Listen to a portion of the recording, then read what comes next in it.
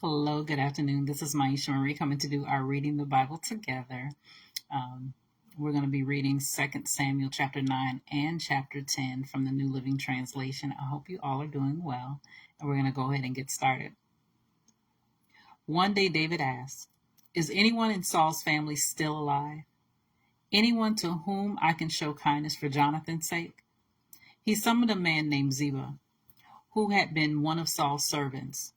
"Are you Ziba?" the king asked. "Yes, sir, I am," Ziba replied. The king then asked him, "Is anyone still alive from Saul's family?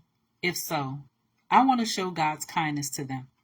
Ziba replied, "Yes, one of Jonathan's sons is still alive. He is crippled in both feet." "Where is he?" the king asked.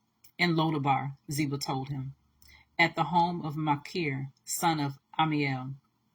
So David sent for him and brought him from Machir's home.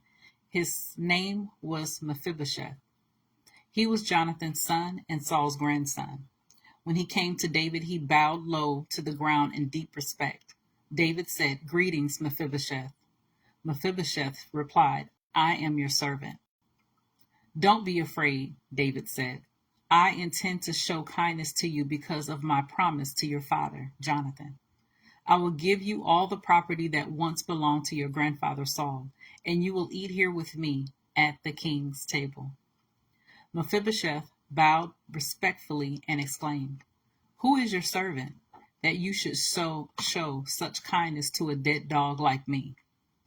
Then the king summoned Saul's servant Ziba and said, "I have given you your master's grandson everything that belonged to Saul and his family.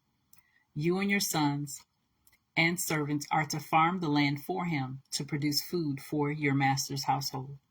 But Mephibosheth, your master's grandson, will eat here at my table." Ziba had 15 sons and 20 servants. Ziba replied, "Yes, my lord, the king, I am your servant, and I will do all that you have commanded."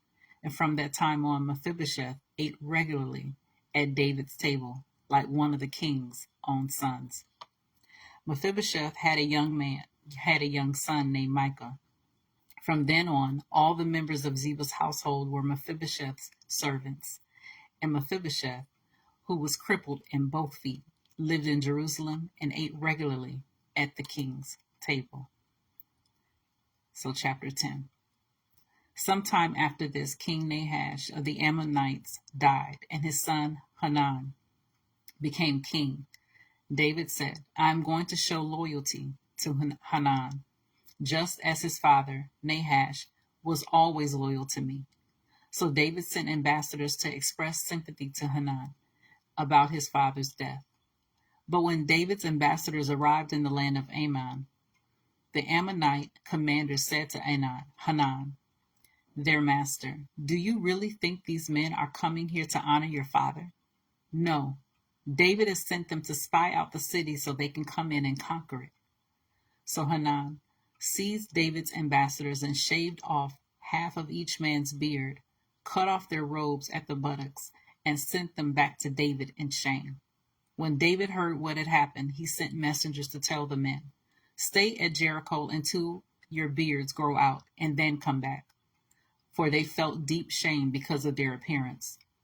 When the people of Ammon realized how seriously they had angered David, they sent and hired 20,000 Aramean foot soldiers from the lands of Beth Rehob and Zobah, 1,000 from the king of Maacah, and 12,000 from the land of Tob.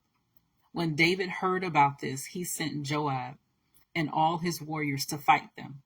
The Ammonite troops came out and drew up their battle lines at the entrance of the city gate, while the Arameans from Zobah and Rehob and the men from Tob and Maacah positioned themselves to fight in the open fields. When Joab saw that he would have to fight on both the front and the rear, he chose some of Israel's elite troops and placed them under his personal command to fight the Arameans in the fields. He left the rest of the army under the commander of his brother Abishai, who was to attack the Ammonites. "If the Arameans are too strong for me, then come over and help me," Joab told his brother.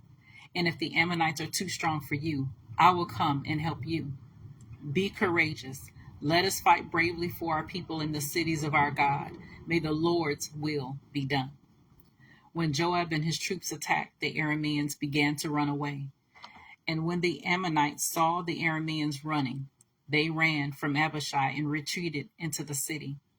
After the battle was over, Joab returned to Jerusalem. The Arameans now realized that they were no match for Israel. So when they regrouped, they were joined by additional Aramean troops summoned by Adhazer from the other side of the Euphrates River.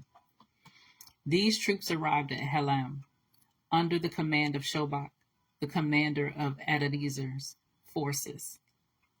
When David heard what was happening, he mobilized all Israel, crossed the Jordan River, and led the army to Helam. The Arameans positioned themselves in battle formation and fought against David. But again, the Arameans fled from the Israelites. This time, David's forces killed 700 charioteers and 40,000 foot soldiers, including Shobach, the commander of their army. When all the kings allied against Adadezer, when all the kings allied with Adadezer saw that they had been defeated by Israel, they surrendered to Israel and became their subjects. After that, the Arameans were afraid to help the Ammonites. So that was, we read today's 2 Samuel chapter 9 and chapter 10 from the New Living Translation. As always, continue to search the scriptures daily to see what is true. Allow Holy Spirit to illuminate the word into your heart, your mind, and soul, bringing knowledge, understanding, and wisdom, and most of all, revelation of who God is, his true nature, his character, and how much he truly, truly loves you. You guys take care. God bless, and until next time.